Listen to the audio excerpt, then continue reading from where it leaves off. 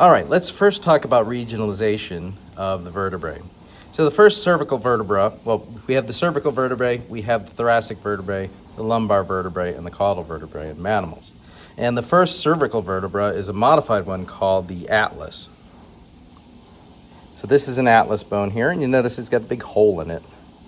And it's a unique thing. It's called the atlas bone because it holds up the head just like Atlas holds up the heavens. And in our cow here, it's relatively similar. So that was a cat versus a cow.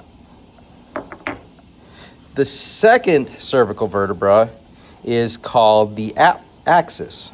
And the axis has this point on it, which is called the dens or odontoid process. And that's how it looks in a cat, and as well as most mammals. In ungulates, it's a little bit different. So it's got this big scoop-shaped odontoid process instead. The rest of the cervical vertebrae, and there are 5 other ones in nearly every mammal, have these transverse foramina in it, these little holes here, where my thumb is, and those define it. And what runs through there is the vertebral artery. And then here's the cat versions of those, relatively similar in shape. Next vertebrae are the thoracic vertebrae. And they typically have longer neural arches, but that's not always the case.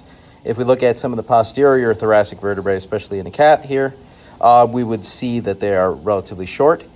They tend to be pointed backwards, except for the next to last one in cats points straight up, and the last one actually points forward. That's the neural spine here. But they have their attachments for the ribs, so one of the heads of the ribs would go there, and one would go there. And here is our cow version of it. You can see those processes, or those connections a little bit easier. So that is one of these demi-facets that goes to one of the heads of the ribs, and the other head of the rib goes up to the top here.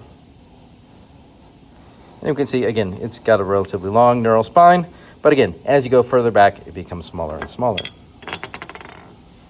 The next vertebrae are the lumbar vertebrae, and here's some from a cat. And what they have on them are a pluripophysis.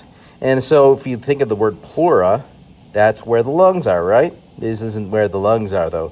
Pluripophysis is actually referring to ribs. And so these are actually modified ribs that are forming these transverse or pluripophyses.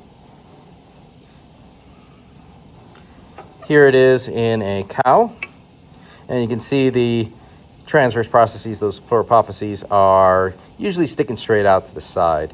If you were to see a sheep or a deer, they'd be pointed a little bit backwards.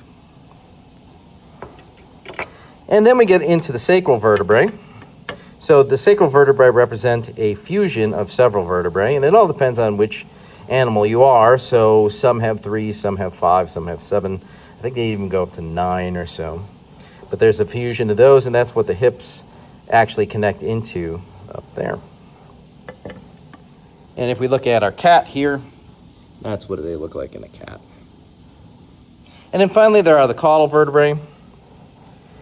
And they start out looking relatively similar to the lumbar vertebrae, but then they become more and more simplistic as you go further backwards, almost looking sort of phalange-like as you go back into the back end of the animal.